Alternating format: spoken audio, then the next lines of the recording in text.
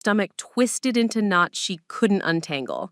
She'd heard that name whispered through her husband's phone calls, seen it flash across his screen before he'd quickly turn the device face down with a practiced casualness that made her skin crawl.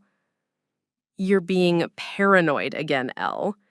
David's voice contracts made grown men in expensive suits stutter with her sharp wit and sharper heels. But 8 years of marriage to David Chen had slowly worn her down like water over stone.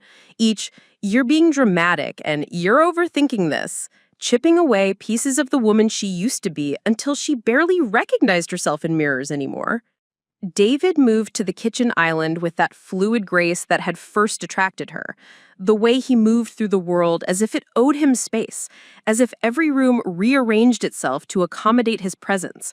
His black hair was perfectly styled, not a strand out of place, despite the October wind that had been rattling their windows all morning. Elena remembered when she used to run her fingers through that hair, back when it would fall across his forehead during their lazy Sunday mornings. Now it seemed shellacked into submission, as untouchable as the man wearing it. "Sarah Montgomery," Elena said, testing the name on her tongue like a poison she needed to identify. "Do you know her?" The pause was microscopic, a fraction of a second that anyone else might have missed. But Elena had become an archaeologist of David's silences, cataloging each hesitation, each shifted glance, each breath held a beat too long. She watched his jaw tighten, almost imperceptibly, before his lips curved into the smile that had once made her heart race and now made her feel like she was drowning. "Sarah Montgomery? Never heard of her. Why?" He took a sip of his coffee, steam curling around his face like incense at an altar she no longer believed in. Elena turned the laptop screen toward him, watching his expression with the intensity of a detective studying a suspect. "She bought the house across the street. The listing says she's a marketing consultant, 31, single." Each word felt heavy in her mouth, loaded with implications she couldn't voice without sounding crazy. The word David had started using more frequently, always with that concerned furrow of his brow that made her question her own sanity. "Good for her," David shrugged, but Elena caught the way his fingers tightened around the mug. "You never cared about the yard before," Elena said, closing the laptop with more force than necessary. The sharp snap made David's eyebrow twitch, another micro-expression in her growing collection. "I'm just saying it'll be nice to have someone who takes pride in their property." He checked his Rolex, the one his firm had given him when he made partner, the one Elena had kissed on his wrist the night he came home, glowing with success and promises of their future. "I should get going. The Morrison case is eating my life." Elena watched him rinse his mug in the sink with mechanical precision, every movement economical and purposeful. David Chen, senior partner at Chen & Associates, never wasted motion or energy. It was what made him brilliant in the courtroom, and Elena was beginning to realize potentially devastating in marriage. "Will you be home for dinner?" she asked, though she already knew the answer. The question had become ritual, like crossing herself before entering a church she'd lost faith in. "Probably late. Don't wait up." He kissed her forehead, a perfunctory brush of lips against skin that felt more like a dismissal than affection. His cologne, something expensive and woody that she'd once loved, now seemed to cling to the air long after he'd gone, like evidence of a presence that was slowly becoming more ghost than man. After the front door clicked shut with its familiar finality, Elena remained standing in the kitchen, surrounded by the detritus of their morning routine. 2 coffee cups, hers still half full and growing cold, his rinsed clean and placed in the dishwasher with hospital corner precision. The newspaper David had barely glanced at, folded exactly along its original creases. This silence that always rushed in after he left, filling the spaces between them that seemed to grow wider every day. She moved to the window above the sink, the one that offered a perfect view of 247 Maple Drive. The house stood empty and waiting, its windows dark and revealing nothing. But Elena could feel something shifting in the air, the way animals sense earthquakes before the ground begins to shake. change was coming. She could taste it in the morning coffee that had suddenly turned bitter, feel it in the October wind that seemed to carry whispers she couldn't quite catch. Honey padded into the kitchen, her golden fur catching the autumn sunlight streaming through the window. She nuzzled against Elena's leg with the patient affection of a creature who understood sadness without needing explanations. Elena scratched behind the dog's ears, grateful for this simple, uncomplicated love in a world that seemed to grow more complex and treacherous by the day. "What do you think, girl? Am I losing my mind?" Honey's tail wagged once, then stilled as if sensing the weight of the question. Outside, a moving truck rounded the corner, its bulk filling the residential street like a ship navigating a narrow canal. Elena's heart began to race as she watched it pull into the driveway of 247 Maple Drive, its diesel engine rumbling like distant thunder. The truck driver climbed down from the cab, a burly man in a flannel shirt who began unloading boxes with practiced efficiency. But it wasn't the driver that made Elena's breath catch in her throat. It was the woman who emerged from a sleek silver BMW that had pulled up behind the truck. Sarah Montgomery was nothing like Elena had imagined. Where Elena had pictured someone harsh and predatory, Sarah appeared soft and approachable, with honey blonde hair that caught the morning light and a smile that seemed genuine as she greeted the movers. She wore jeans and a cream-colored sweater that looked expensive but understated, and when she turned to survey her new home, Elena caught a glimpse of delicate features and kind eyes. This woman didn't look like a homewrecker. She looked like someone Elena might have befriended under different circumstances, someone she might have invited over for coffee and girls' nights, someone who might have become the sister she'd always wished for. The cognitive dissonance made Elena's head spin.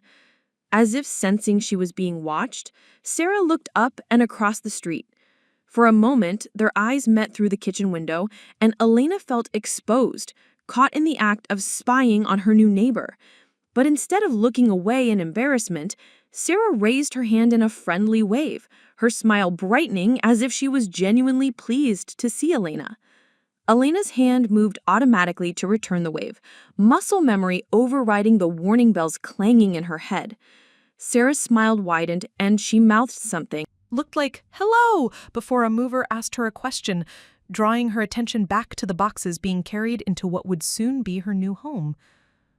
Elena stepped back from the window, her heart hammering against her ribs like a caged bird desperate for escape. She pressed her palms against the cool granite countertop, trying to ground herself in something solid and real. But nothing felt real anymore. Not the kitchen where she'd made thousands of meals, not the marriage that had once felt like her life's greatest achievement, not even her own reflection in the chrome surface of the refrigerator.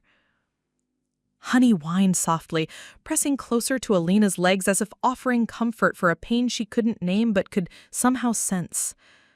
Elena looked down at the dog's earnest brown eyes and felt tears threatening for the first time in weeks. She'd learned to stop crying. David had a way of making tears feel like manipulation, turning her pain into evidence of her instability. "I'm not crazy," she whispered to Honey, the words feeling like a prayer in the morning light. "I'm not imagining things." But even as she said it, doubt crept in like fog through an open window. What if she was wrong? What if Sarah Montgomery really was just a successful woman looking for a fresh start in a quiet neighborhood? What if Elena's suspicions were the product of a mind slowly unraveling under the weight of a marriage that had lost its way? She picked up her laptop and opened it again, staring at Sarah's buyer information. Marketing consultant, single, 31 years old, originally from Portland, Oregon, no criminal background, excellent credit score, references from previous landlords that painted her as quiet, clean, and reliable. On paper, Sarah Montgomery looked perfect, the kind of neighbor any community would welcome with open arms.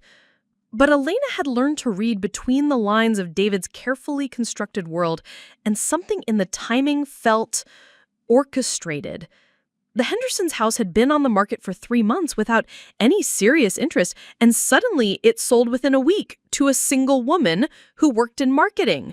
the same field as several of David's biggest clients.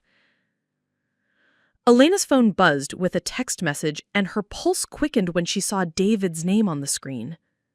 Forgot to mention, client dinner tonight will be very late. Don't wait up. Love you. The message felt like a script, too polished and convenient.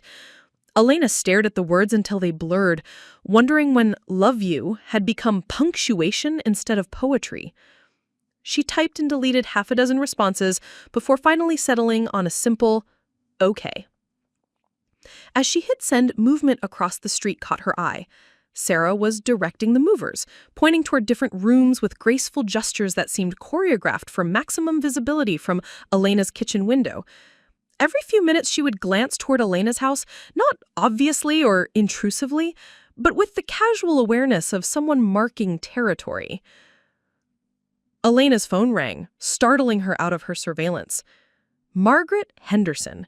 Name appeared on the screen, and Elena felt a rush of relief at the sight of a friendly voice from her recent past. Elena, honey! I hope I'm not calling too early. Harold and I wanted to check in and see how you're settling into life without us cluttering up the neighborhood. Oh, Margaret, you could never call too early. Elena sank into one of the kitchen stools, grateful for this connection to normalcy. How are you and Harold adjusting to Arizona? Oh, you know Harold. He's already plotting his desert garden and making friends at the golf course. But I have to admit, I miss our morning coffee talks. How are you doing, sweetie? You sounded a little tired the last time we talked. Elena hesitated, unsure how much to reveal. Margaret had always been perceptive, able to read between the lines of polite conversation and find the truth hiding underneath. I'm okay. The house is quieter without you two around.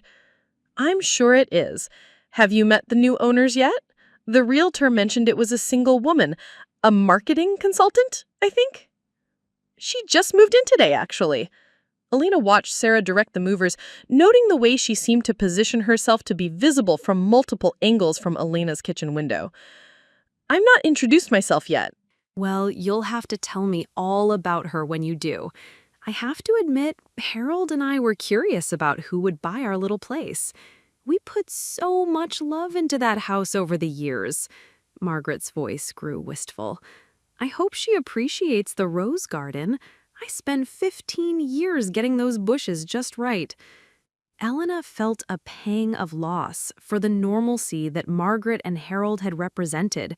Their predictable routines, their visible affection for each other, the way they moved through life as a team that had weathered decades of storms and emerged stronger. Their love had been the kind Elena had once believed she and David were building. I'm sure she will, Elena said, though she wasn't sure of anything anymore. After they hung up, Elena remained at the kitchen counter watching the methodical process of Sarah Montgomery moving into her new life. Box after box disappeared into the house, each one carrying secrets and stories that Elena would never know, but somehow felt connected to. As the morning wore on, Elena found herself cataloging details with the obsessive precision of someone building a case. Sarah's clothes, expensive but not flashy, chosen to project success without arrogance. Her car, a silver BMW that was exactly the kind of vehicle David would admire, sleek and status-conscious without being ostentatious. Her interactions with the movers, friendly but professional, someone comfortable with managing people and situations. By lunchtime, the moving truck had been emptied and was pulling away from the curb. Sarah stood in her new driveway, hands on her hips, as she surveyed her domain with obvious satisfaction. She was beautiful in the way that seemed effortless, the kind of beauty that looked just as good in jeans and a sweater as it would in an evening gown. Elena closed her laptop and moved away from the window, but she could still feel Sarah's presence across the street like a magnetic pole. The rational part of her mind insisted that she was being ridiculous, that her suspicions were the product of a marriage under stress and a mind looking for someone to blame. But the intuitive part of her, the part that had served her well in business and had been slowly suppressed in marriage, whispered that sometimes paranoia was just pattern recognition. As she prepared lunch for herself, her hands moved automatically through familiar motions while her mind raced with questions she was afraid to answer. Who was Sarah Montgomery really? What had brought her to this specific house on this specific street at this specific moment in Elena's crumbling marriage? And why did Elena feel like she was standing at the edge of a cliff, waiting for someone to push her over?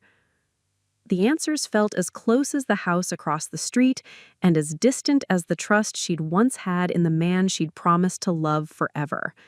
All Elena knew for certain was that her quiet suburban life had just become infinitely more complicated, and she wasn't sure if she was strong enough for what was coming. Outside, Sarah Montgomery was home. Elena's days had settled into a rhythm of quiet desperation disguised as domestic tranquility. Each morning began at 5:47 a.m. with the aggressive chirping of her alarm clock, a sound she'd grown to hate but couldn't bring herself to change because David preferred the sharp electronic beeping to gentle music. She would lie in bed for exactly 3 minutes, listening to his steady breathing beside her, wondering when the sound of his sleep had stopped being comforting and started feeling like evidence of how far apart they'd grown. The morning routine was choreographed with the precision of a ballet neither of them remembered learning. Elena would slip from bed first, feet finding the cold hardwood floors, while David continued sleeping. She'd learned to move silently through their bedroom, avoiding the floorboard near the dresser that creaked and the corner of the bed frame that had bruised her hip countless times in the darkness. These small accommodations had accumulated over the years like interest on a debt she didn't remember taking out. In the shower, Elena would let the hot water pound against her shoulders for exactly 12 minutes, long enough to feel human again, short enough to leave plenty of hot water for David's longer shower. She'd learned his preferences through 8 years of small corrections and gentle suggestions that felt less gentle over time. Too much steam fogged the mirrors and made him irritable.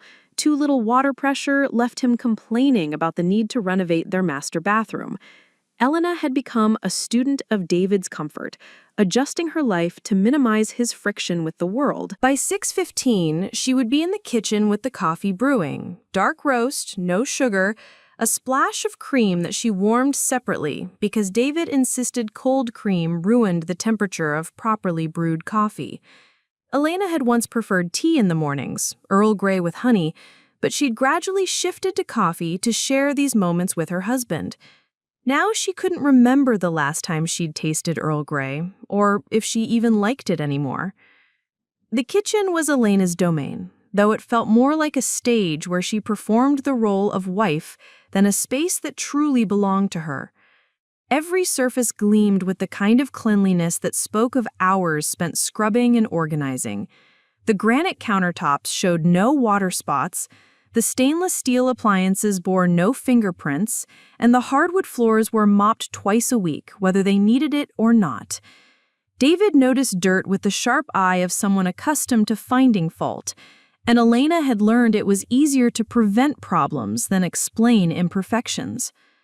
She would prepare David's breakfast with the mechanical precision of someone following a recipe they'd memorized years ago. 2 eggs over easy, but not too runny. Wheat toast, lightly buttered, cut diagonally.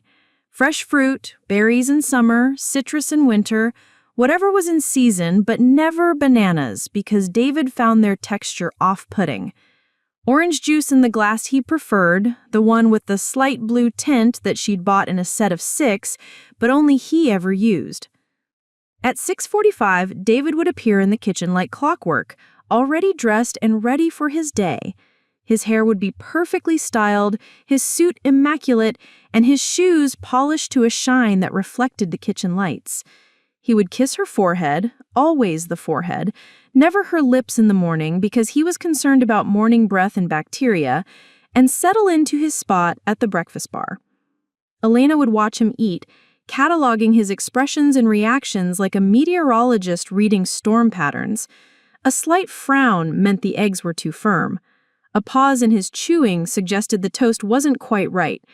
Complete silence was the best she could hope for. It meant everything was acceptable, if not perfect. She'd learned to read these signals because David rarely offered direct feedback anymore, as if her role was so established that commentary would be redundant. "The Morrison case is going to trial next month," David would say, scrolling through emails on his phone while he ate. Elena had stopped trying to have actual conversations during breakfast, settling instead for these status updates that felt more like briefings than intimate moments between spouses. "That's the pharmaceutical company?" Elena would ask, though she already knew the answer. She learned to ask questions that demonstrated her attention while requiring minimal engagement from David. Too much curiosity was perceived as intrusion, too little was seen as lack of interest in his success. Environmental contamination suit. 8 figures in damages if we lose. David would finish his breakfast with the same efficiency he brought to everything else, rising from his stool and moving to the sink with movements that never varied by more than seconds from day to day. Elena would pack his lunch, turkey and Swiss on sourdough, apple slices, a packet of mixed nuts, and a bottle of water, into the leather briefcase that had been a wedding gift from his law school mentor.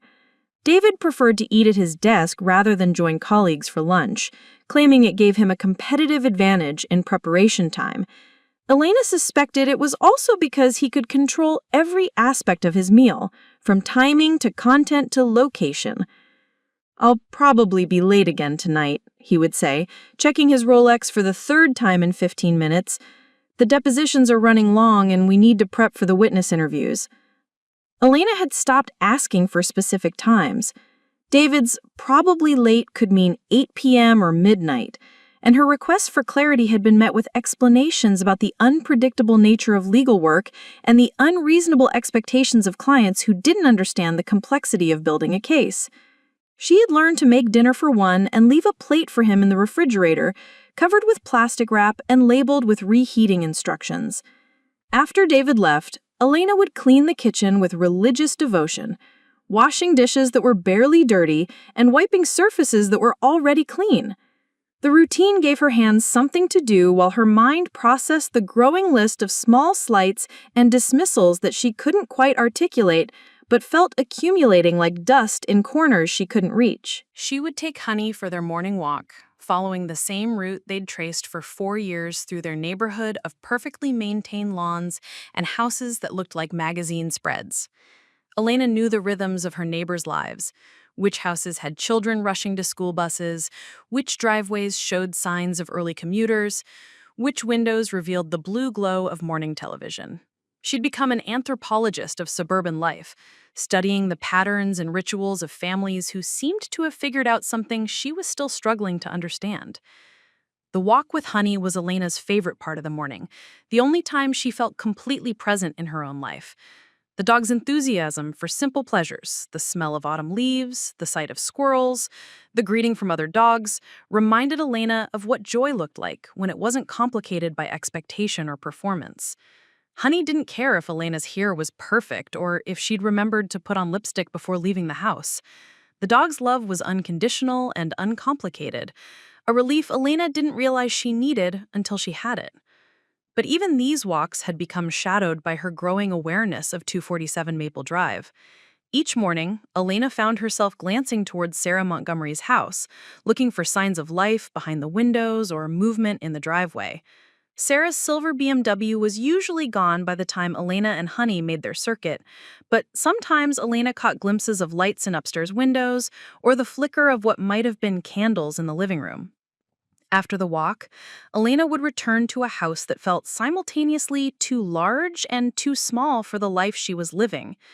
The silence would settle around her like fog, broken only by the hum of appliances and the distant sound of traffic on the main road. She would sit at her laptop in the small office David had grudgingly allowed her to set up in the spare bedroom, ostensibly to work on freelance marketing projects, but really to have somewhere to exist that didn't require constant performance. Her work had suffered in recent years, though she told herself it was by choice rather than circumstance. She'd once been a rising star at Henderson and Associates, a marketing firm where her creativity and strategic thinking had earned her a reputation as someone who could salvage failing campaigns and turn struggling brands into success stories. But after marrying David, she'd gradually reduced her client load, accepting his arguments about the benefits of having one spouse available for the inevitable demands of his legal career. Your work is important, David would say, during the discussions that felt more like negotiations than conversations between equals. But someone needs to be available when I have client emergencies or court dates that run late. You have the flexibility to work from home. It just makes sense for you to be the one who adjusts. Elena had agreed because the logic sounded sound and because she'd wanted to be supportive of David's ambitions. But somewhere along the way, being available for his emergencies had become being available for his convenience, and her work had been relegated to the spaces between his needs.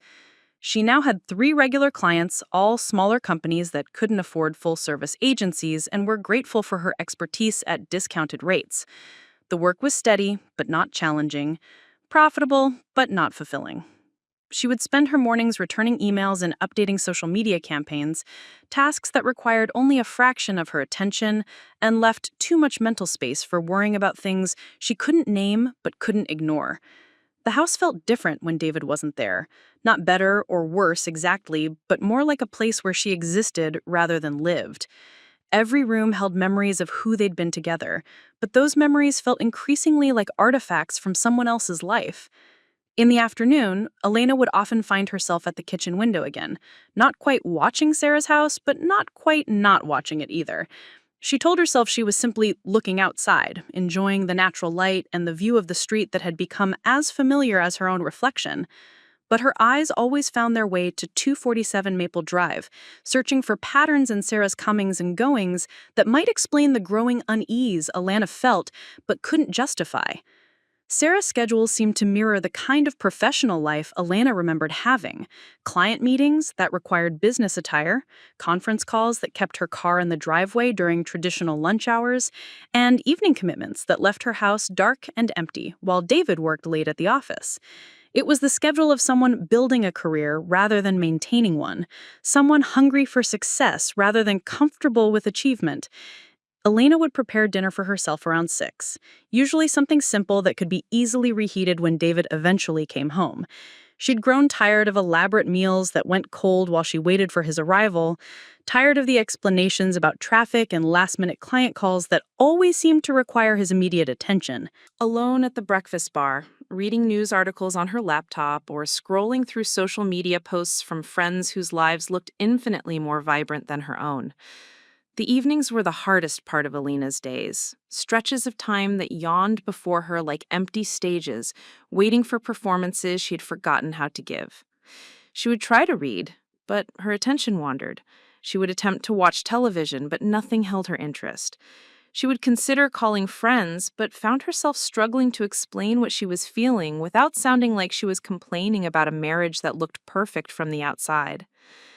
Around 8, Elena would take Honey for their evening walk, another routine that provided structure to days that otherwise felt formless. The neighborhood looked different in the fading light, windows glowing with warm yellow illumination, families visible around dinner tables or gathered in living rooms, the ordinary magic of people sharing space and time without having to think about it. These walks often took them past Sarah's house, and Elena had noticed that the new neighbor kept different hours than most of their suburban street. Lights would be on in rooms that suggested someone working late, the blue glow of computer screens visible through partially closed blinds.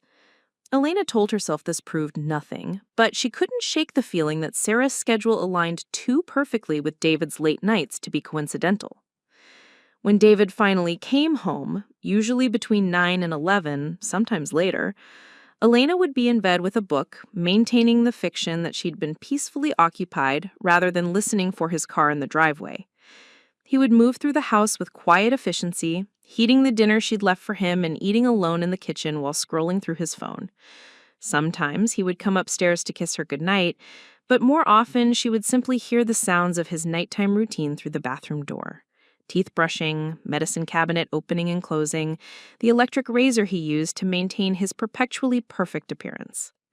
Elena had started pretending to be asleep when he finally came to bed, finding it easier than attempting conversations that felt forced and artificial. David seemed grateful for her apparent slumber, settling into his side of the bed with careful movements designed not to disturb her rest. They would lie inches apart in the darkness, two people sharing space but not intimacy, breathing the same air but living increasingly separate lives. In those quiet moments before sleep, Elena would sometimes allow herself to remember who they'd once been together. David had been charming and attentive during their courtship, bringing her flowers for no reason and staying up late to talk about their dreams and ambitions. He'd been proud of her career success and supportive of her goals, treating her like an equal partner in building the life they wanted together. Elena couldn't pinpoint exactly when that had changed, or even if it had been a change rather than a gradual revelation of who David really was when the performance of romance was no longer necessary. Marriage had brought comfort, but also complacency, security, but also a kind of emotional laziness that had allowed them to stop seeing each other clearly. Or perhaps Elena had simply stopped being worth the effort of seeing. She would fall asleep thinking about the woman across the street, wondering what Sarah Montgomery was doing in her perfectly positioned house with its perfectly timed schedule. Elena's dreams had begun to feature glimpses of conversations she couldn't quite hear and meetings she couldn't quite see, fragments of a story she was afraid to piece together but couldn't stop trying to solve. Each morning, Elena would wake up hoping that today would be the day she felt certain about something, anything, again. But certainty seemed to slip further away with each passing day, leaving her stranded in a life that looked exactly like the one she'd always wanted, but felt nothing like the happiness she'd expected it to contain. The only thing Elena knew for sure was that something was shifting in the foundation of her carefully constructed world, and she wasn't sure if she was strong enough to survive whatever was coming next. She'd never been the kind of wife who snooped through her husband's phone. The very idea had always struck her as a violation of the trust that marriage was supposed to be built on. But trust, Elena was beginning to realize, was a luxury afforded only to those who weren't slowly drowning in doubt and gaslighting. The phone seemed to pulse with secrets, and Elena found herself moving toward it before her conscious mind had given permission. The screen lit up at her touch, and Elena's heart nearly stopped. The lock screen showed 3 missed calls from S. Montgomery and a text message preview that made her blood run cold. Last night was incredible. Can't stop thinking about. The message was cut off by the preview limit, but Elena had seen enough to confirm her worst fears. She set the phone down with shaking hands, stepping back as if it had burned her. The rational part of her mind scrambled for innocent explanations. Maybe Sarah was a client. Maybe the messages were about business. Maybe Elena was misinterpreting what she'd seen. But the intuitive part of her, the part that had been sending warning signals for months, whispered that sometimes the obvious answer was the correct one. When David emerged from the bathroom 15 minutes later, hair perfectly styled and cologne applied with precision, Elena was standing at the kitchen island with 2 cups of coffee and a mask of normalcy that felt like it might crack at any moment. "You forgot your phone," she said, gesturing toward the device with what she hoped looked like casual concern. David's eyes flicked to the phone, then to Elena's face, searching for signs of discovery. Elena had become skilled at reading his expressions, and she caught the microscopic flash of panic before he schooled his features into practiced nonchalance. "Thanks. Big day today. The Morrison depositions start at 9. Probably won't be home until late. Again." Elena nodded, sipping her coffee and tasting nothing but bitterness. "Sarah Montgomery called," she said, watching David's reaction with the intensity of a scientist studying a dangerous experiment. "3 times. I thought it might be important." The pause that followed stretched between them like a chasm. Elena could hear the coffee maker finishing its cycle, the hum of the refrigerator, Honey's tail thumping against the floor in the next room. Every sound seemed amplified in the sudden silence. "She's a client," David said. Finally, his voice carrying just enough irritation to suggest that Elena's curiosity was inappropriate.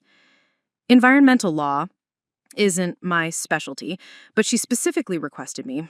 You know how these wealthy clients are. They expect 24-hour availability." Elena felt a laugh building in her throat, bitter and sharp-edged. Environmental law? I thought she was a marketing consultant. She owns a consulting firm that works with environmental companies, industrial cleanouts, hazardous waste management. It's complicated. David's explanation came out too polished, like a speech he'd practiced in the mirror. The calls were probably about the preliminary injunction we're filing next week. At 7 in the morning? Different time zones. Her investors are based in Seattle. David finished his coffee and rinsed the mug with the same mechanical precision he brought to everything else. I really need to go, Elle. This case could make or break the quarter for the firm.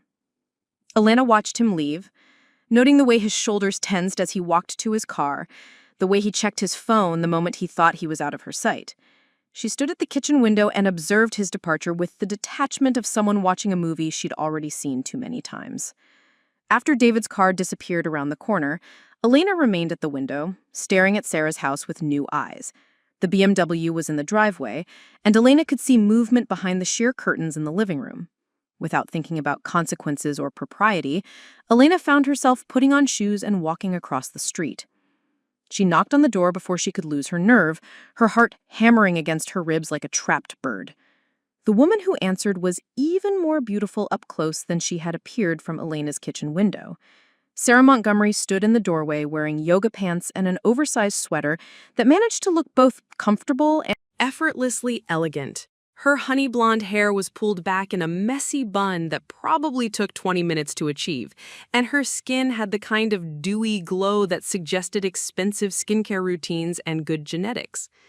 "You must be Elena." Sarah's smile was radiant, the kind of expression that lit up her entire face and made Elena feel simultaneously welcomed and completely outmaneuvered. "I've been hoping to meet you. I'm Sarah Montgomery. I just moved in across the street." Elena forced a smile in return, though it felt like stretching plastic beyond its breaking point. "Welcome to the neighborhood. I brought these cookies." She held up a plate of cookies she'd grabbed from her freezer, oatmeal chocolate chip that she'd made weeks ago and forgotten about. The gesture felt pathetic now, like bringing a knife to a gunfight. "That's so thoughtful. Please, come in. I was just making coffee. Would you like some?" Sarah stepped aside, gesturing for Elena to enter with the kind of gracious hospitality that felt both natural and calculated. "I have to warn you, the place is still a disaster. Moving is such chaos, isn't it?" Elena stepped into Sarah's house, immediately struck by how different it felt from her own meticulously maintained home. Boxes were stacked strategically around the living room, but they were labeled in neat handwriting and arranged with an eye for aesthetics rather than pure functionality. The furniture that had been unpacked was expensive, but not flashy. A cream-colored sofa that looked like it belonged in a magazine, a glass coffee table with fresh flowers in a crystal vase, abstract artwork leaning against walls waiting to be hung. "Your place is beautiful," Elena said, and meant it. Sarah had managed to make a house that had been empty for 3 months feel warm and lived in within days of moving in. Elena remembered how long it had taken her and David to settle into their home, how many arguments they had had about furniture placement and color schemes. Sarah seemed to possess an intuitive understanding of how spaces should feel. "Thank you. I have to admit, I fell in love with this house the moment I saw it. The previous owners clearly took wonderful care of it. I hope I can live up to their standards. The roses in the backyard are absolutely stunning." Elena followed Sarah into the kitchen, noting the expensive appliances and the way morning light streamed through windows that had been cleaned to sparkling perfection. Margaret Henderson would be pleased to hear that. She spent 15 years perfecting that garden. "Mrs. Henderson, the woman who used to live here?" "I actually never met her. The sale went through my realtor and her agent, but I'd love to get some tips on caring for those roses if you're still in touch with her." Elena accepted the coffee, breathing in the rich aroma that was noticeably better than anything she made at home. She moved to Arizona to be closer to her grandchildren, but I could ask her about the roses next time we talk. "That would be wonderful." Sarah settled onto a bar stool across from Elena, cupping her mug in both hands with unconscious sensuality. I have to confess, I don't know much about gardening. I'm more of a career-focused person. Marketing consulting keeps me pretty busy. Elena's pulse quickened. Marketing consulting. That must be interesting work. It has its moments. I specialize in environmental companies, businesses trying to improve their public image after industrial accidents or contamination issues. It's challenging work, but rewarding when you can help a company make genuine changes instead of just managing public relations damage. Sarah's explanation sounded rehearsed, but not obviously so. What about you? Do you work outside the home? Freelance marketing, actually. Small clients mostly. My husband's a lawyer, so I have the flexibility to work around his schedule. A lawyer? How exciting! What kind of law does he practice? Sarah's interest seemed genuine, but Elena caught something calculating in her eyes, like someone gathering intelligence while maintaining the facade of friendly conversation. Corporate law, mostly. Environmental cases, pharmaceutical litigation. David's very good at what he does. Elena heard herself defending her husband's competence to a woman she suspected was sleeping with him, and the absurdity of the situation made her feel slightly hysterical. David? David Chen? The David Chen from Chen and Associates? Elena's coffee mug froze halfway to her lips. You know him only by reputation. He's supposed to be brilliant, one of the best environmental lawyers in the state. I've actually been thinking about consulting with him about a potential client. Sarah's laugh sounded musical and spontaneous. What a small world! I had no idea he lived so close. Maybe I should just walk across the street instead of making an appointment. The conversation continued for another 20 minutes, but Elena felt like she was watching it from outside her own body. Sarah was charming and intelligent, asking the right questions and offering the perfect responses. She inquired about the neighborhood with genuine curiosity, complimented Elena's earrings, and shared amusing stories about the chaos of moving that felt both relatable and endearing. By any objective measure, Sarah Montgomery was exactly the kind of neighbor any community would be lucky to have. But Elena's intuition screamed warnings that her rational mind couldn't quite articulate. There was something too perfect about Sarah's responses, too convenient about her sudden arrival in the neighborhood, too calculated about her apparent surprise at learning David's identity. Elena felt like she was being played in a game whose rules she didn't understand. When Elena finally excused herself and returned home, she stood in her kitchen and tried to process what she'd learned. Sarah's house smelled like expensive candles and fresh flowers. Her coffee was better than anything Elena had ever tasted. Her conversation was engaging and sophisticated. She was exactly the kind of woman David would find attractive, successful, beautiful, charming, and just complicated enough to represent a challenge worthy of his attention. Elena's phone buzzed with a text from David. "Running late tonight. Don't wait dinner. Important client meeting." She stared at the message, wondering if he was at the office or across the street, if his important client meeting was happening in a conference room or Sarah's perfectly appointed living room. Elena typed and deleted half a dozen responses before settling on her usual, "Okay." The afternoon stretched before Elena like an empty stage. She tried to work on client projects, but her attention kept drifting to the window and the house across the street. Around 2 o'clock, Elena watched Sarah leave in her BMW, dressed in business attire that suggested actual client meetings and professional responsibilities. Elena felt a stab of envy for Sarah's obvious confidence and purpose, qualities that Elena remembered possessing but couldn't quite recall how to access. At 4, Elena's phone rang. David's name appeared on the screen, and she answered with more hope than the moment warranted. "Hey, babe. Just wanted to let you know I might be even later than I thought. The client wants to discuss strategy over dinner, and you know how these things go." David's voice carried the right notes of frustration and resignation, but Elena had learned to listen for what wasn't being said. "Which client?" Elena asked, though she already knew the answer would be vague and unsatisfying. "The environmental case I mentioned. New business, potentially very lucrative. I can't really discuss details. Attorney-client privilege. And all that." David's explanation felt like a door closing, another boundary he was drawing around the parts of his life that no longer included her. Will you be home tonight at all? Probably not until very late. Maybe you should just plan on seeing me tomorrow morning. David's tone suggested this was a reasonable request rather than another night of abandonment. I'll try not to wake you when I come in. Elena hung up feeling hollowed out and discarded. She looked across the street and saw Sarah's BMW was back in the driveway, though Elena couldn't remember seeing it return.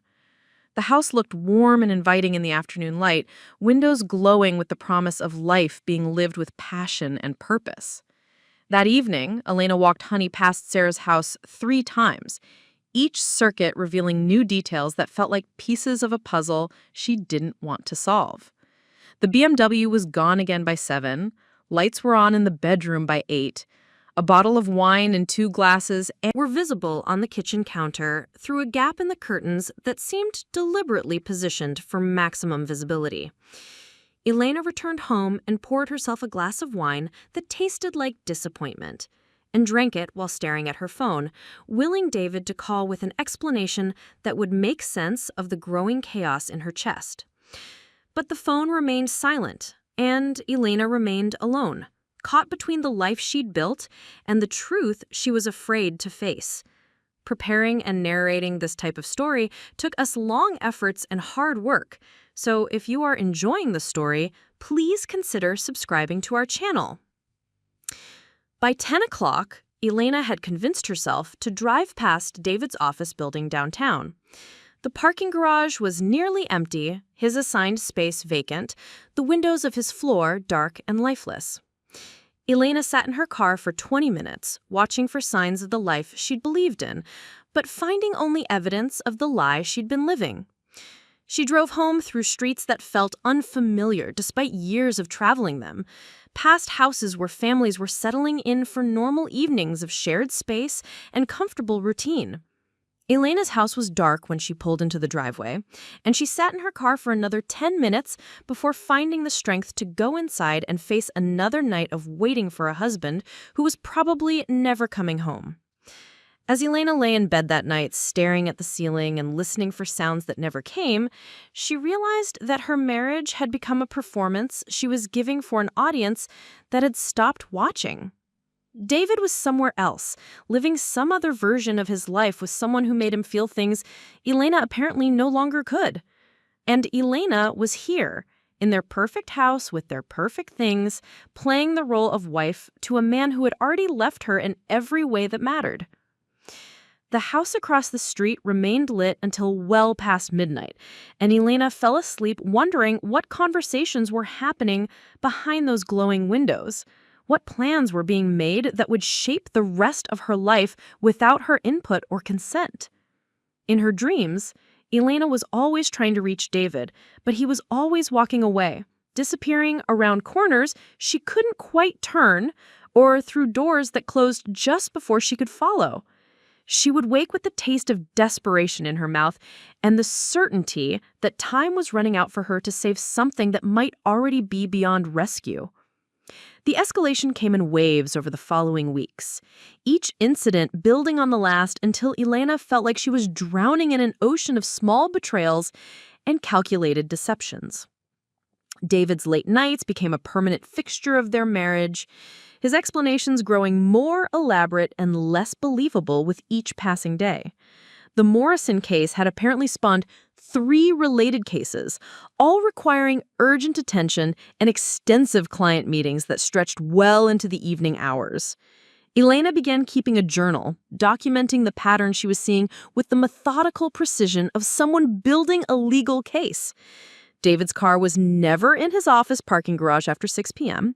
His phone was always face down when he was home, and he'd started taking it with him to the bathroom and shower.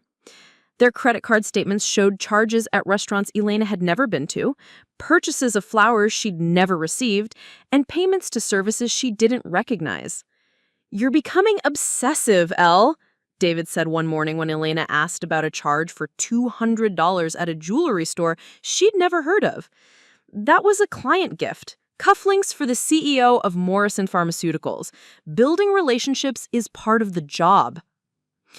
Elena wanted to point out that David had never given client gifts before, that his approach to business relationships had always been strictly professional, and that the jewelry store in question specialized in women's accessories rather than men's cufflinks. But she'd learned that questioning David's explanations only led to lectures about trust and the unreasonable demands of wives who didn't understand the complexities of building a successful legal practice. The gaslighting had become a full-time occupation for David, requiring creativity and commitment that he'd once brought to their relationship. Elena's concerns were reframed as insecurities. Her observations were dismissed as paranoia. Her attempts to discuss their growing distance were redirected to conversations about her emotional instability and need for professional help. "Maybe you should talk to someone," David suggested during one of their increasingly rare dinners together. "Dr. Patricia Williams has an excellent reputation for helping women navigate midlife transitions. I could get you a referral." Elena stared at her husband across their dining room table, the same table where they'd shared countless meals, celebrated anniversaries, planned their future together, and felt like she was looking at a stranger wearing David's face. Midlife transitions? I'm 34. Early midlife, then. The point is, you seem unhappy, and I think professional guidance could help you work through whatever you're experiencing. David's voice carried the patience of someone explaining simple concepts to a confused child. I'm worried about you, Elena. You're not yourself lately. The irony was that Elena had never felt more like herself than she did in those moments of crystal clear rage and understanding. For the first time in years, she was seeing the world without the soft filter of willful blindness that had allowed her to ignore the growing cracks in their marriage. She was awake and alert and furious, and David was trying to convince her that these were symptoms of mental illness rather than signs of intelligence finally reasserting itself. Elena's friendship with Margaret Henderson became her lifeline during this period, their weekly phone calls providing anchor points of sanity in a world that seemed increasingly designed to make her question her own perception. Margaret had been married to Harold for 37 years, and she possessed the kind of hard-won wisdom about relationships that only came from decades of navigating the genuine challenges of building a life with another person. "How are things with David?" Margaret asked during one of their conversations, her tone carrying the careful neutrality of someone who sensed problems but didn't want to pry. "Complicated," Elena said, choosing her words carefully. She'd learned that people had limited tolerance for hearing about marital problems, especially when those problems couldn't be easily categorized or solved. "He's been working a lot. New cases, demanding clients." Harold went through a phase like that in his 40s, all work and no presence at home. I finally told him he could be married to his job or married to me, but he couldn't be married to both. Sometimes men need that kind of clarity. Elena wondered what would happen if she delivered that ultimatum to David. She suspected he would choose his job, or more accurately, Sarah Montgomery, and Elena wasn't sure she was ready to face that kind of definitive rejection. As long as she didn't force the issue, she could maintain the fiction that her marriage was simply going through a difficult period, rather than dying a slow death through neglect and deception. The neighborhood watch meeting was Elena's idea, born from a desperate need to feel connected to something larger than her disintegrating marriage. She'd always been good at organizing events and bringing people together, skills that had made her successful in marketing and could be repurposed for building community relationships. Elena sent out flyers to every house on their block, proposing a monthly gathering to discuss neighborhood safety and social activities. To her surprise, the response was enthusiastic. Their neighbors seemed hungry for connection, tired of living parallel lives without any real interaction beyond polite waves and brief conversations while walking dogs. Elena scheduled the first meeting for a Thursday evening at 7, confident that David would be working late and unable to attend. 15 neighbors gathered in Elena's living room, including Mrs. Patterson from 2 houses down, the Johnsons with their twin toddlers, and several other couples Elena had always meant to get to know better. The conversation flowed easily, covering topics from street lighting to property values to the possibility of organizing a block party for Halloween. "Has anyone met our new neighbor?" Mrs. Patterson asked, gesturing towards Sarah's house through Elena's front window, "the young woman who bought the Henderson place." Elena's pulse quickened, but she kept her voice steady. "I introduced myself when she moved in. She seems very nice, professional, quiet." "I've seen her jogging in the mornings," offered Tom Johnson. "Always waves when she passes our house. Seems friendly enough." "She works in marketing or consulting, I think," added his wife, Jenny. "I've seen business cars in her driveway sometimes. BMWs, Mercedes, that level of client." Elena filed away this information, adding it to her growing mental catalog of Sarah's activities and associations. Business cars could mean legitimate consulting work, or they could mean something else entirely. Elena was learning to question everything, to look for patterns and connections that might reveal the truth hiding beneath surface appearances. The meeting lasted 2 hours, and Elena felt more energized afterward than she had in months. These were her neighbors, her community, people who shared her investment in maintaining the kind of neighborhood where families could thrive and relationships could flourish. For a brief time, Elena felt like she belonged somewhere that wasn't contingent on performing the role of perfect wife for an increasingly absent husband. As neighbors were leaving, Mrs. Patterson lingered near the front door, her expression thoughtful and slightly concerned. "Elena, dear, I hope you don't mind me saying this, but you seem a bit tired lately. Are you taking care of yourself?" Elena felt tears threatening for the first time in weeks. Mrs. Patterson's concern was genuine and uncomplicated, free from the manipulation and doubt that characterized most of her interactions with David. "It's been a stressful period. David's working a lot, and I think I'm just feeling a bit isolated." "Marriage goes through seasons," Mrs. Patterson said gently. "Harold and I had some difficult years when the children were young and he was trying to build his practice. But we always remembered that we were on the same team, even when it didn't feel that way." Elena nodded, though she wasn't sure she and David had ever been on the same team, or if they had been, when exactly that had changed. "Thank you for saying that, and thank you for coming tonight." After everyone left, Elena cleaned up the living room and felt a sense of accomplishment that had been missing from her life for too long. She'd organized something meaningful, brought people together, created space for connection and community. These were skills she possessed independent of her role as David's wife, talents that had value regardless of the state of her marriage. When David came home at nearly midnight, Elena was already in bed, but not asleep. She heard him moving through the house with the careful quietness of someone trying not to disturb a sleeping spouse, but also with the distracted energy of someone whose mind was elsewhere. "How was your evening?" Elena asked when he entered their bedroom. David startled slightly, apparently having assumed she was asleep. "Long day. The client dinner ran later than expected." He began undressing with mechanical efficiency, hanging his suit with the same precision he brought to everything else. "How was your neighbor thing?" Elena was surprised he'd remembered the meeting, though his tone suggested it had been filed away as one of her harmless domestic activities rather than something worth genuine interest in. "Good turnout. People are excited about building more community connections." "That's nice."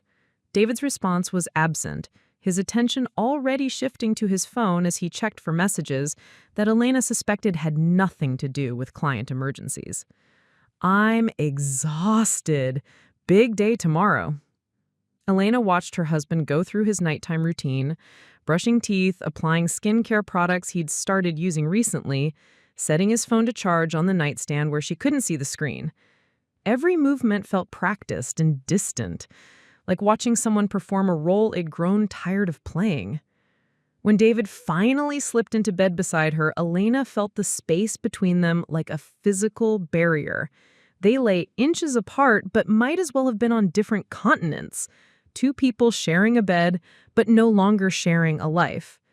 Elena stared at the ceiling and listened to David's breathing gradually even out into sleep, wondering when they'd become strangers who happened to own property together. The following morning brought the first direct confrontation Elena had initiated in months.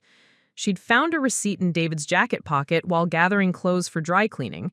Dinner for two at Chez Laurent, the city's most expensive French restaurant, on a night when he'd claimed to be working late on depositions. "David, we need to talk." Something in her tone must have alerted him to danger because his casual morning demeanor shifted instantly to the watchful alertness of a lawyer sensing hostile questioning. "What about?" Elena placed the receipt on the kitchen counter between them, like evidence in a trial. Chez Laurent. Tuesday night. You told me you were working late, but this receipt shows dinner for two at 9:30. David looked at the receipt with the same analytical attention he would bring to examining a contract for hidden clauses. Elena could almost see his mind working, calculating the best strategy for handling this particular challenge to his carefully constructed narrative. "Client dinner," he said finally, his voice carrying just enough irritation to suggest that Elena's suspicion was unreasonable. The Morrison case required discussing strategy in a more relaxed environment. Sometimes these pharmaceutical executives prefer restaurants to conference rooms. The Morrison CEO is a woman? VP of Operations, Janet Morrison, the founder's daughter. David's explanation came out smooth and confident, but Elena caught the microscopic pause that suggested improvisation rather than recollection. She specifically requested Chez Laurent. These corporate types have expensive tastes. Elena wanted to ask why David had never mentioned Janet Morrison before, why his previous descriptions of Morrison Pharmaceuticals had focused exclusively on male executives, why a business dinner had required a restaurant known more for romantic ambiance than professional networking. But she'd learned that questioning David's explanations only led to more elaborate lies and accusations about her inability to trust him. The receipt shows a bottle of Chateau Margaux. That's a $400 bottle of wine. Janet insisted. The company picks up the tab for client entertainment. David moved to the coffee maker with studied casualness, but Elena noticed the tension in his shoulders, the way his movements had become slightly more controlled than usual. "You know how these deals work, Elle. You spend money to make money." Elena stared at her husband as he prepared his coffee with the same mechanical precision he brought to everything else, and felt something crystallize in her chest. This conversation wasn't about a receipt or a dinner or even about David's increasingly obvious lies. It was about the fundamental disrespect underlying his assumption that Elena was too naive or too dependent to see through his deceptions. "I know how business entertainment works," Elena said quietly. "I also know that Chez Laurent doesn't do business dinners. They don't even open until 7, and their dress code excludes business attire. It's specifically designed for romantic dining." The silence that followed stretched between them like a chasm. Elena could hear the coffee maker finishing its cycle, Honey's nails clicking against the hardwood floor in the next room, the distant sound of a neighbor starting their car. Every ordinary sound felt amplified in the sudden stillness. David turned to face her, and Elena saw something shift in his expression, a calculation being made, a decision reached about how much truth the situation required. "Elena, I think you're reading too much into this. Janet Morrison is a sophisticated woman who knows good restaurants. The fact that Chez Laurent happens to be romantic doesn't mean our dinner was romantic." Elena felt laughter building in her throat, sharp and bitter. "Janet Morrison doesn't exist, does she?" "Of course she exists. You can look her up on the Morrison Pharmaceuticals website if you want verification. I'm starting to worry about these conspiracy theories you're developing, Elle. This level of suspicion isn't healthy." Elena realized that David was committed to his lie with the same intensity he brought to arguing cases in court. He would pile detail upon detail, construct elaborate explanations, and redirect attention to Elena's mental state rather than his own behavior. She was watching a master manipulator at work, and the skill involved was both impressive and terrifying. "I'm going to call Morrison Pharmaceuticals," Elena said, testing the boundaries of David's fabrication. Ask to speak with Janet Morrison. You absolutely will not. David's voice cut through the kitchen air like a blade, carrying an authority that made Elena step backward instinctively. That would be completely inappropriate and potentially damaging to my professional reputation.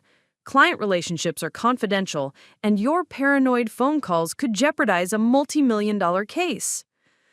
Elena felt the familiar weight of David's disapproval settling over her like fog, making her question her own judgment and her right to seek answers to reasonable questions. This was how it always went. Her concerns were reframed as attacks on his career. Her need for truth was repositioned as destructive paranoia. Her entirely reasonable requests for honesty were transformed into evidence of her emotional instability. But this time, something was different. Elena could feel the anger burning clean and bright in her chest, cutting through the confusion and self-doubt that David's gaslighting typically generated. She was tired of being made to feel crazy for noticing obvious discrepancies. She was exhausted by the mental gymnastics required to reconcile David's explanations with observable reality.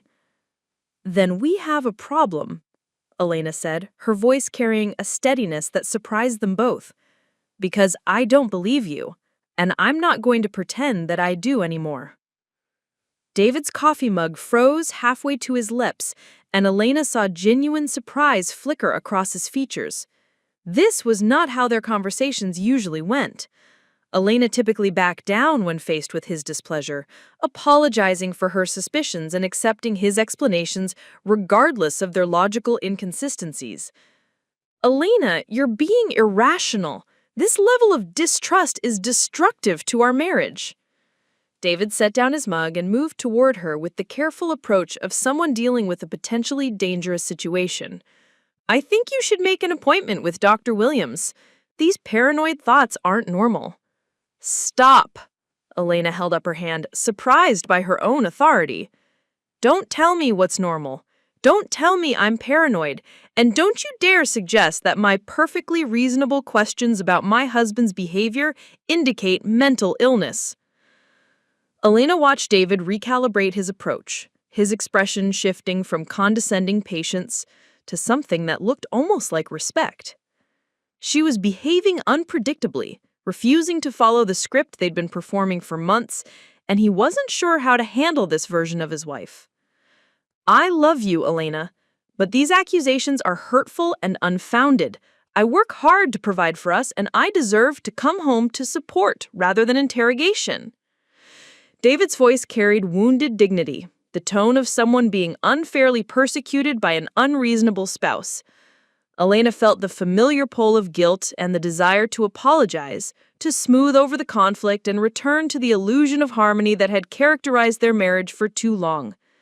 But she also felt something else, a core of steel that refused to be bent or broken by manipulation disguised as love.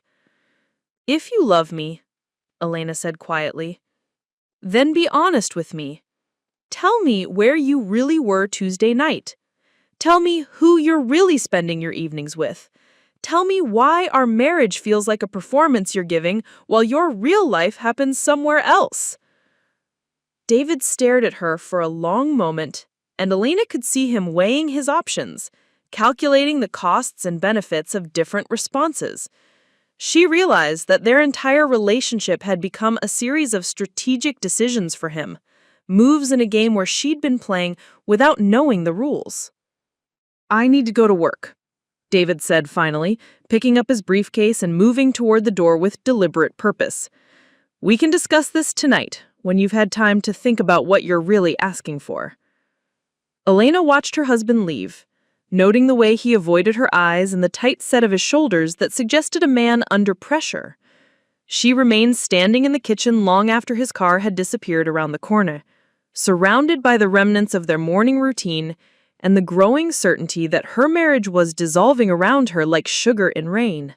Across the street, Sarah Montgomery's BMW pulled into her driveway, and Elena felt the last pieces of her denial crumble away.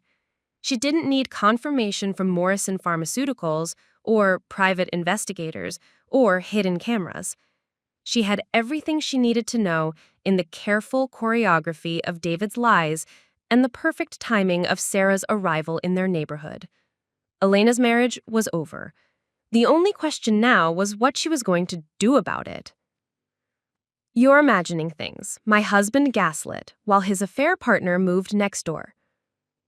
The revelation came not as a thunderclap, but as a series of small discoveries that accumulated like evidence in a case Elena was building against her own willful blindness. The first piece arrived in the form of Dr. Patricia Williams herself, the therapist David had recommended with such conviction and specific knowledge that Elena had assumed he'd researched her carefully for his troubled wife's benefit.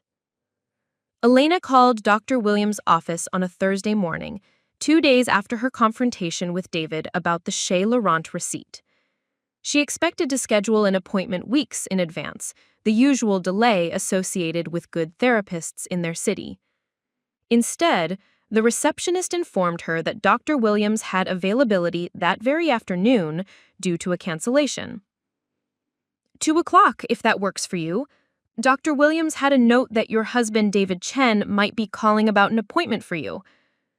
The receptionist's voice was friendly and professional, but something in her tone made Elena's stomach clench with foreboding. Elena arrived at Dr. Williams' office 15 minutes early, sitting in a tastefully decorated waiting room that smelled like lavender and expensive furniture polish. The magazines were current, the artwork was soothing, and everything about the environment suggested competence and discretion. Elena tried to organize her thoughts, preparing to discuss her marriage with someone who might actually be able to help her distinguish between reasonable concerns and the paranoia David insisted was consuming her. Dr. Williams was a woman in her early 50s, with silver hair and kind eyes, wearing a burgundy suit that suggested success without ostentation. She welcomed Elena into her office with warm professionalism, gesturing toward a comfortable chair positioned across from her desk. "Elena, I'm so glad you decided to reach out. David spoke very highly of you when he called to discuss scheduling options." Dr. Williams settled into her chair with practiced ease, her expression conveying interested concern. Elena had turned into putty in Dr. Williams' hands. David called you already?" "Last week, I believe.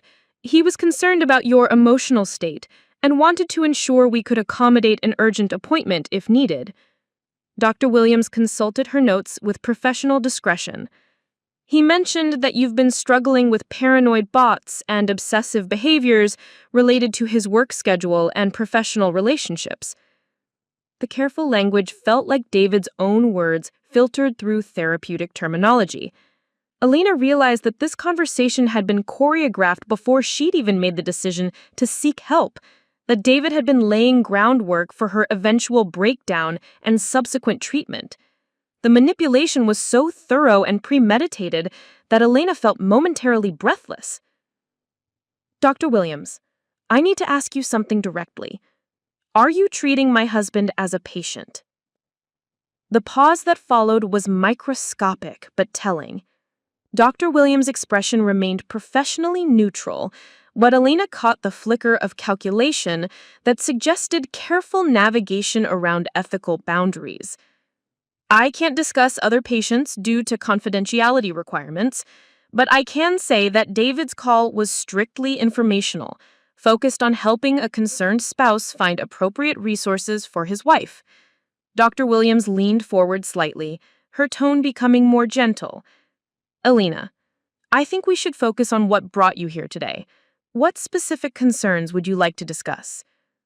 Elena spent the next 40 minutes describing her marriage with clinical precision, laying out the patterns of behavior that had led her to question her own sanity. Dr. Williams listened with attentive sympathy, taking notes and asking clarifying questions that seemed designed to steer the conversation toward Elena's emotional responses rather than David's actions. "It sounds like you're experiencing significant stress related to changes in your marriage," Dr. Williams said when Elena finished her recitation. David mentioned that you've been having difficulty distinguishing between reasonable concerns and anxiety-driven fears. What do you think? Elena felt the familiar disorientation that came from having her reality questioned by someone who should have been helping her clarify it. I think my concerns are reasonable. I think my husband is having an affair, and I think he's trying to make me believe I'm crazy for noticing. Affairs can be devastating to marriages, but they can also be products of imagination when anxiety and insecurity become overwhelming. Dr. Williams' voice carried gentle correction wrapped in therapeutic compassion. Have you considered that your need to find evidence of betrayal might be related to your own fears about abandonment or inadequacy? Elena realized that this session was not about helping her understand her situation, but about reinforcing David's narrative of her mental instability. Dr. Williams had been primed to see Elena as a paranoid wife whose fears were symptoms of psychological problems rather than responses to actual betrayal. The therapeutic process itself had been weaponized against her. "I don't think this is going to work," Elena said, standing up with sudden clarity. "Thank you for your time." Dr. Williams looked genuinely surprised by Elena's abrupt departure. "Elena, I hope you'll reconsider. These issues rarely resolve themselves without professional intervention. David is clearly committed to supporting your healing process." Elena left the office feeling more validated than she had in months. The orchestrated nature of her therapeutic referral confirmed that David's gaslighting was deliberate and systematic rather than unconscious or defensive. He had prepared contingencies for her growing awareness, building a professional framework to support his narrative of her mental deterioration. The precision of his manipulation was both terrifying and clarifying. That evening, Elena sat in her car outside David's office building until nearly 9 o'clock, watching for signs of the life he claimed to be living. The parking garage remained empty of his BMW, the windows of his floor stayed dark, and the security guard confirmed that Mr. Chen had left the building before 6. Elena drove home through streets that felt different now that she understood the scope of David's deception. The second revelation came through Margaret Henderson, whose sharp eyes and decades of marriage had taught her to recognize the signs of relationships in crisis. Elena called her former neighbor that night, needing to hear a voice that wasn't contaminated by David's carefully constructed reality. "Elena, sweetheart, you sound upset. What's happening?" Margaret's concern was immediate and genuine, free from the calculating sympathy Elena had encountered in Dr. Williams' office. "Margaret, I need to ask you something, and I need you to be completely honest with me." Elena took a deep breath, preparing to voice suspicions that felt dangerous and necessary.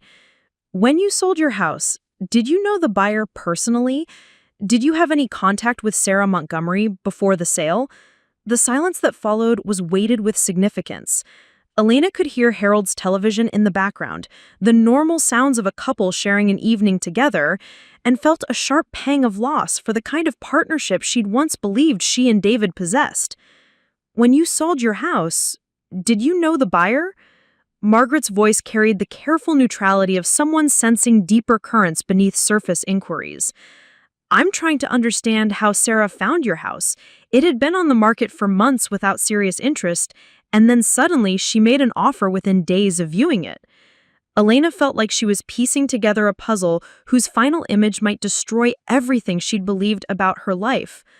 "Well, actually," Margaret's voice trailed off, and Elena could hear her choosing words carefully. "Harold mentioned something about that. The realtor said Miss Montgomery had been specifically looking for houses in our neighborhood. She apparently had professional reasons for wanting to live on our particular street." Elena's heart began racing. Professional reasons? Something about being close to a client or business partner. The realtor mentioned it because it explained why she was willing to pay above asking price for quick closing. Margaret paused, and Elena could sense her former neighbor beginning to understand the implications of her own words. "Elena, honey, is everything all right with you and David?" Elena felt tears burning her eyes for the first time in weeks. Margaret's question carried the kind of genuine concern that Elena had been starving for, uncomplicated by manipulation or agenda.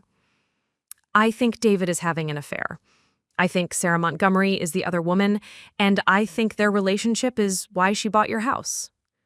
The silence that followed stretched for nearly a minute. Elena could hear Margaret processing this information, connecting dots that probably explained things he'd noticed but hadn't wanted to articulate. "Oh, sweetheart." Margaret's voice was soft with sympathy and understanding. "I'm so sorry. What can Harold and I do to help?" Elena broke down completely then, sobbing into her phone while sitting in her dark kitchen, finally allowing herself to feel the full weight of betrayal and abandonment she'd been carrying for months. Margaret listened without judgment or advice, offering the simple gift of witness to Elena's pain. "I don't know what to do," Elena whispered when her tears finally subsided. "I don't know how to prove what I know is true.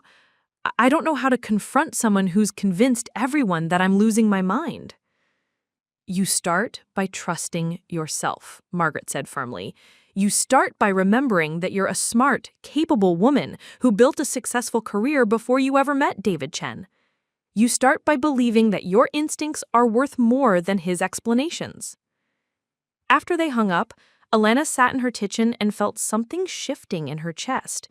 Not the familiar weight of confusion and self-doubt, but a growing sense of purpose and determination. She was going to find proof of David's affair, not to save her marriage, but to save her sanity. She was going to document the truth with the same methodical precision David brought to building legal cases. The third revelation came through Elena's own investigation, conducted with skills she developed in marketing research and applied to the mystery of her husband's double life. She started with public records, using her laptop to search property databases, business registrations, and professional licensing boards. Sarah Montgomery's business, Montgomery Environmental Consulting, had been registered 6 months ago with an address that turned out to be a mail forwarding service. Her professional credentials were legitimate but recently acquired, suggesting someone who had reinvented herself for specific purposes. Her previous addresses showed a pattern of short-term leases in expensive neighborhoods, the residential history of someone who moved frequently and maintained flexibility. She cross-referenced Sarah's business registration with David's client files, using information she remembered from years of helping him organize his home office. She found no record of Montgomery Environmental Consulting in his official client database. No contracts or retainer agreements, no billing records or correspondence files. If Sarah was David's client, their business relationship existed entirely outside his normal professional documentation. Elena's investigation expanded to social media, where Sarah maintained profiles that were carefully curated but revealing in their patterns. Her Instagram showed a lifestyle of expensive restaurants, business trips to cities where David had traveled for depositions, and carefully cropped photos that suggested a romantic relationship without showing her companion's face. The timing of Sarah's posts correlated perfectly with David's absences from home. The fourth revelation came through direct observation, as Elena began varying her own schedule to catch glimpses of the life David was living when he thought she wasn't watching. She saw his BMW parked outside Sarah's house on a Tuesday afternoon when he'd claimed to be in court. She photographed him leaving Sarah's front door at 7 in the morning wearing the same suit he'd put on the previous day for another client emergency. Elena documented everything with a systematic approach of someone building an airtight case. Photographs, timestamps, witness accounts from neighbors who'd seen David's comings and goings. She created spreadsheets correlating his excuses with his actual whereabouts, financial records showing expenses that didn't match his explanations, communication patterns that revealed the careful choreography of deception. But the most damning evidence came from David himself, in the form of a conversation Elena overheard while he was on a supposedly private business call in their home office. She'd been bringing him coffee when she heard him speaking in a tone she hadn't heard him use with her in years. Intimate, playful, filled with the kind of affection that had once been reserved for their relationship. "I can't wait to see you tonight," David was saying, his voice soft with anticipation. "Elena has another one of her neighborhood meetings, so we'll have plenty of time. I'll bring dinner from that place you like. Elena stood frozen outside the office door, coffee mug trembling in her hands, as she listened to her husband plan an evening with another woman using her own schedule as their opportunity. The casual mention of her activities, the dismissive tone when he spoke her name, the obvious familiarity with Sarah's preferences, it all confirmed what Elena had known but hadn't been able to prove. "I know this is complicated," David continued, "but Elena's becoming increasingly unstable. Dr. Williams thinks we're looking at a complete psychological breakdown. It's actually perfect timing for us. By the time she needs serious intervention, we'll be free to be together openly." Elena felt the world tilt around her as she realized the full scope of David's plan. He wasn't just having an affair, he was systematically destroying her credibility and mental health to clear the path for his new relationship. The therapeutic referral, the gaslighting, the careful construction of her reputation as an unstable wife, it was all designed to make her subsequent abandonment look like necessary intervention rather than cruel betrayal. Elena backed away from the office door and moved to the kitchen with mechanical precision. Setting down the coffee mug and grabbing her phone, she called the one person she trusted completely, the person who had seen through David's manipulation from the beginning. "Margaret, it's Elena. I need your help." "Of course, sweetheart. What do you need?" "I need you to call Harold's nephew, the one who's a private investigator. I need professional documentation of everything I've discovered." Elena's voice was steady now, powered by fury and purpose. "And I need the name of the best divorce attorney in the state." Margaret didn't ask for explanations or express surprise. "I'll make those calls right now. Harold and I are driving back to town this weekend. We'll stay at the Hampton Inn, and you'll come have dinner with us every night until this is resolved."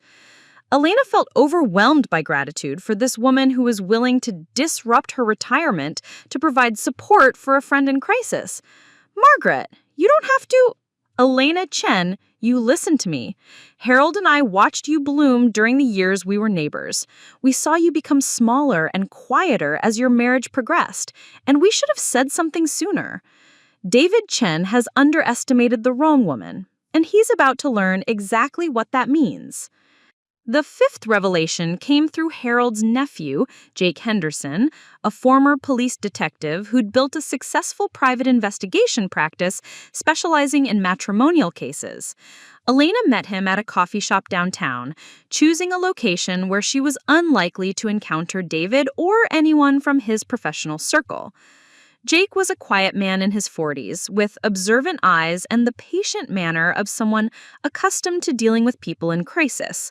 Elena laid out her suspicions and evidence with organized precision, watching his expression grow increasingly serious as she detailed the scope of David's deception.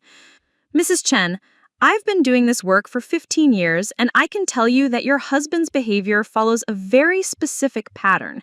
This isn't a crime of passion or a midlife crisis. This is a calculated campaign designed to isolate you, undermine your credibility, and position you for abandonment." Jake's assessment was delivered with professional objectivity that somehow made it more devastating than emotional condemnation would have been. "Can you prove it?" I can document it thoroughly enough to ensure that any divorce proceedings recognize the deliberate nature of your husband's actions. But Mrs. Chen, I need to ask you something directly. Are you prepared for what we're going to find? Because once we start pulling threads, the whole fabric is going to unravel. Elena thought about the woman she'd been when she married David. Confident, successful, optimistic about the future they would build together. She thought about the woman she'd become, uncertain, isolated, constantly questioning her own perception and worth. And she thought about the woman she wanted to be again, someone who faced truth directly and refused to be diminished by other people's deceptions. "I'm ready," Elena said. "I want to know everything." Jake's investigation took 2 weeks and produced documentation that exceeded even Elena's worst suspicions. David and Sarah had been involved for 8 months, since before Sarah moved to the neighborhood. They'd met at a legal conference where Sarah had been working as a consultant for another firm. and their relationship had progressed from professional to personal with calculated speed. Sarah's relocation to Elena's neighborhood had been orchestrated to facilitate their affair while maintaining David's reputation and financial position. The house purchase had been partially financed through loans David had taken against his law firm's credit line, money that should have required Elena's knowledge and consent as his spouse. Your husband has been systematically transferring marital assets to finance his relationship with Ms. Montgomery, Jake explained during their final meeting. The restaurant charges, the jewelry purchases, even the down payment on her house, it's all been funded through accounts and credit lines that belong to both of you, legally. Elena stared at the documentation spread across Jake's desk. Photographs, financial records, witness statements, recorded conversations that painted a picture of betrayal so comprehensive it took her breath away. David hadn't just cheated on her, he'd stolen from her, gaslighted her, and attempted to destroy her mental health to cover his tracks. "There's one more thing," Jake said, his tone suggesting he'd saved the worst revelation for last. "Ms. Montgomery isn't just involved with your husband romantically. She's been working with him to identify wealthy married men who might be vulnerable to manipulation. This isn't her first relationship of this type." Elena felt something cold settle in her stomach. "What are you saying?" Sarah Montgomery is a professional. She targets successful married men, facilitates affairs that destabilize their marriages, and ultimately benefits financially from divorce settlements or business partnerships. Your husband isn't her first victim, and if this relationship follows the pattern of her previous ones, he won't be her last. Elena laughed then, a sharp sound that contained no humor but infinite irony. David, who prided himself on his analytical skills and professional judgment, had been played by someone whose expertise exceeded his own. The manipulator had been manipulated. The gaslighter had been gaslit. And Elena was the only one who could see the full scope of the deception. "Mrs. Chen, I need to ask what you want to do with this information. We have enough evidence to ensure a favorable divorce settlement.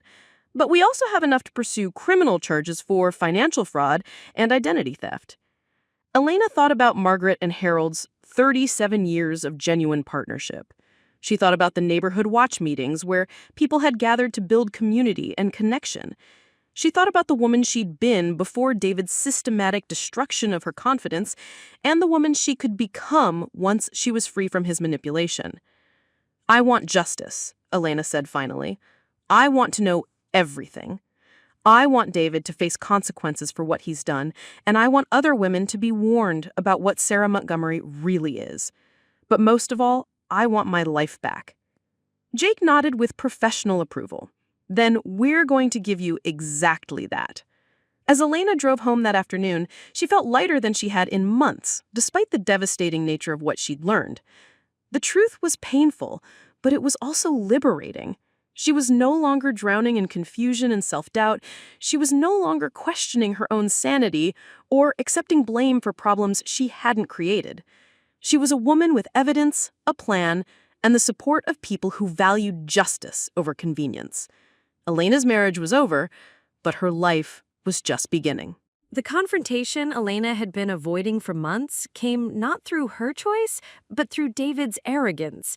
He arrived home on a Friday evening carrying flowers, roses from an expensive florist, wrapped in tissue paper that still bore the receipt showing purchase at 4:47 p.m. Elena knew from Jake's surveillance reports that David had been at Sarah's house until 4:30, and she realized these flowers were probably a guilt offering prompted by whatever intimacy he'd just shared with his mistress. "These are beautiful," Elena said, accepting the roses with the performance of gratitude David expected. She'd learned to read his gifts as indicators of his guilt level, and expensive flowers usually meant he'd crossed some new boundary in his relationship with Sarah. "I thought you deserved something special. I know I've been working a lot lately, and I appreciate your patience."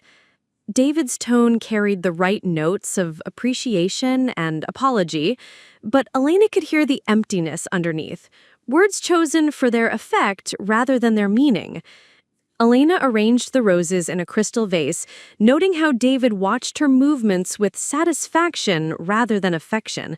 He was pleased that his gesture had achieved its intended effect, diffused whatever tension he imagined might be building between them. Elena wondered if he bought Sarah flowers too, or if those gestures were reserved for the wife he was systematically deceiving. "David, we need to talk." Elena set the vase on the kitchen counter and turned to face her husband with steady resolve. "I know about Sarah Montgomery." The change in David's expression was instantaneous and revealing. Surprise, calculation, and something that might have been relief flickering across his features before he could control them.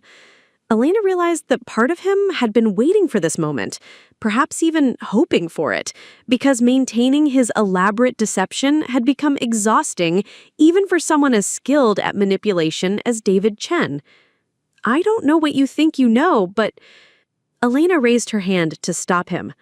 "I know that Sarah Montgomery is not your client. I know that you've been having an affair with her for 8 months. I know that you helped finance her house purchase with marital assets. I know that you've been systematically gaslighting me to cover your tracks.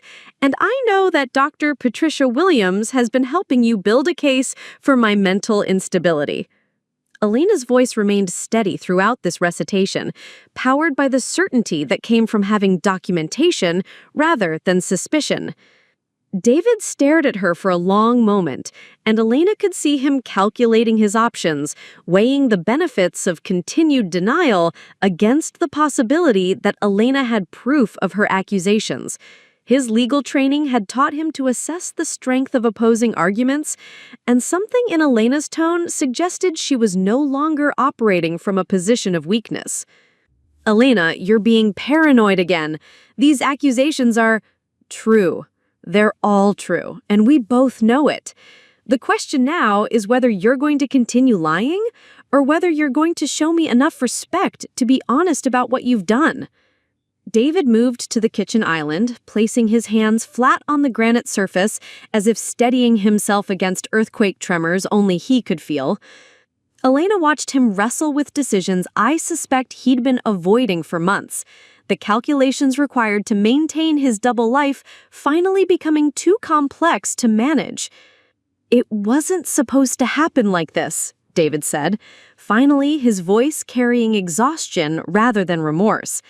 "Sarah and I met at a conference. It was supposed to be just a connection, someone who understood the pressures of building a career. And I didn't understand those pressures? You used to. But marriage changed you, Elena. You became smaller, more focused on domestic things than professional growth. Sarah reminds me of who I used to be before I settled into comfortable complacency." David's words carried the cruel precision of someone who'd spent months constructing justifications for his behavior. Elena realized that David had rewritten their entire marriage history to cast himself as the victim of her transformation rather than the architect of her diminishment. In his version of events, Elena had chosen to become less ambitious and intellectually challenging, forcing him to seek stimulation elsewhere.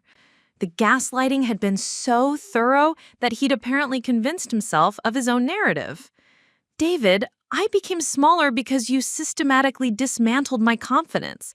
I focused on domestic things because you made it clear that my career was secondary to yours. I stopped challenging you intellectually because you punished me every time I disagreed with your perspective." Elena's voice remained steady, but she could feel anger building in her chest, like a cold fire. "You didn't seek out Sarah because I changed. You sought her out because controlling me had become boring." David's expression shifted to something Elena recognized from his courtroom work, the calculated aggression of someone preparing to destroy an opponent's credibility. "You're rewriting history, Elena. You're taking your current mental health issues and projecting them backward to create a victim narrative that doesn't match reality."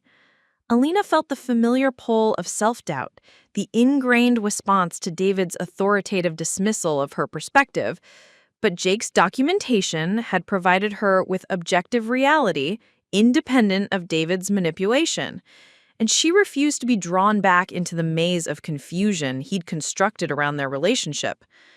I have photographs of you leaving Sarah's house.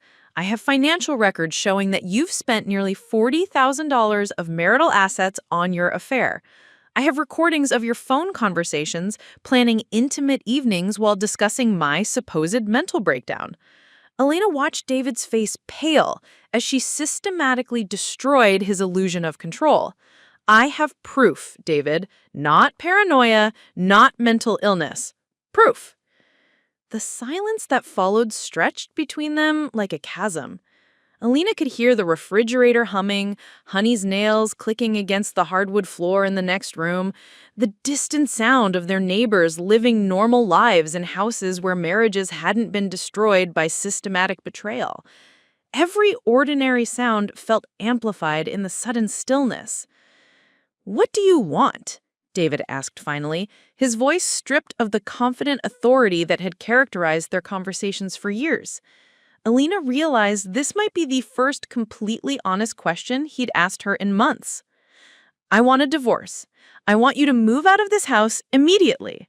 I want full financial disclosure of all assets you've transferred or hidden, and I want you to face legal consequences for the fraud you've committed." Elena's demands came out with surprising clarity, as if she'd been preparing for this moment longer than she'd realized. David's laugh was sharp and bitter. "You'll never prove fraud in court, and good luck explaining to a judge why your suspicions justify destroying a successful marriage over what amounts to a temporary professional relationship." Elena felt something crystallize in her chest. Not just anger, but a kind of fierce joy at finally being able to reveal the full scope of her preparation. "David, I have retained Linda Morrison as my divorce attorney. She specializes in cases involving financial fraud and systematic psychological abuse.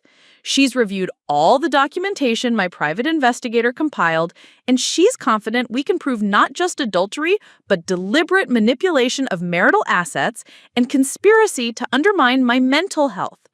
Elena watched David's face pale as she systematically destroyed his illusion of control. "I have proof, David, not paranoia, not mental illness. Proof." "You hired Linda Morrison?" David's voice carried disbelief and something that might have been respect. "Elena, do you have any idea how much this is going to cost? How messy this will become?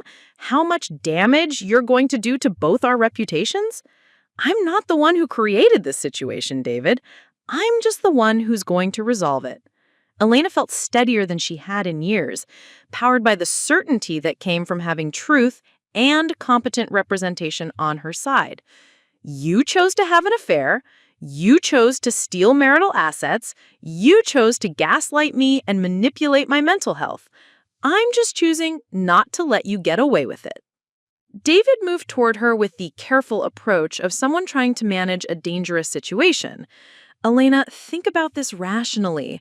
We can work through this problem without destroying everything we've built together. Sarah was a mistake, but she doesn't have to define our future." Elena felt laughter building in her throat, clean and bright and completely free from the confusion that had characterized her emotions for months. "David, Sarah isn't the problem. You are. Sarah is just the symptom of who you really are when you think no one is watching." "I love you, Elena. I know I've made mistakes, but our marriage is worth fighting for." David's voice carried desperation rather than conviction, the tone of someone who'd realized his control had slipped beyond recovery. Elena studied her husband's face, noting the fear and calculation behind his declaration of love. She realized that David loved her the way he loved his expensive car or his designer suits, as a possession that reflected well on him, rather than a person whose happiness mattered independently of his own needs. "If you loved me, you wouldn't have spent 8 months systematically destroying my sanity to cover your affair. If you loved me, you wouldn't have stolen $40,000 to finance your relationship with another woman. If you loved me, you wouldn't have tried to convince a therapist that I was having a psychological breakdown to justify abandoning me." Elena's voice remained steady throughout this recitation, powered by months of accumulated hurt finally finding expression. "Elena, please, we can go to counseling. Real counseling, with someone who specializes in helping couples recover from infidelity. We can rebuild trust, strengthen our communication, create the marriage we both deserve. David's words came out practiced and polished, like a closing argument he'd rehearsed in advance. Elena realized that even now, facing the complete destruction of his carefully constructed lies, David was still trying to manipulate her. His offer of counseling was designed to buy time, create opportunities for further gaslighting, and position himself as the reasonable spouse willing to work on their relationship. He was still playing games even as the board was being swept clean. David, I want you to pack your things and leave tonight. I want you to stay somewhere else while we work out the details of our divorce, and I want you to understand that this conversation is over. Elena moved toward the kitchen door, indicating that their discussion had reached its end. Elena, you're making a huge mistake. You're destroying a good marriage over a temporary problem that we can solve together. David's voice carried the authority he'd once used to make her question her own judgment, but Elena felt immune to his manipulation now. I'm not destroying our marriage, David. You already did that. I'm just refusing to pretend it didn't happen. Elena opened the kitchen door and stood beside it, waiting for her husband to leave their shared space for what she suspected would be the last time. David gathered his briefcase and car keys with mechanical precision, his movements suggesting someone processing the complete failure of strategies he'd believed were foolproof. Elena watched him prepare to leave, noting how ordinary he looked when stripped of his ability to control and manipulate. Without his carefully maintained authority, David was just a middle-aged man who'd made catastrophically bad decisions and was finally facing consequences he couldn't argue his way out of. Elena Chen's world shattered when she discovered her husband David's affair with their new neighbor, Sarah Montgomery. What began a suspicion about David's changed behavior, late nights, secretive phone calls, and emotional distance culminated in the devastating revelation that her marriage had been built on lies and manipulation. The affair itself was only the beginning of Elena's nightmare. Through her friend Jake's investigation, she uncovered a web of financial fraud and psychological abuse that had been systematically destroying her life for years.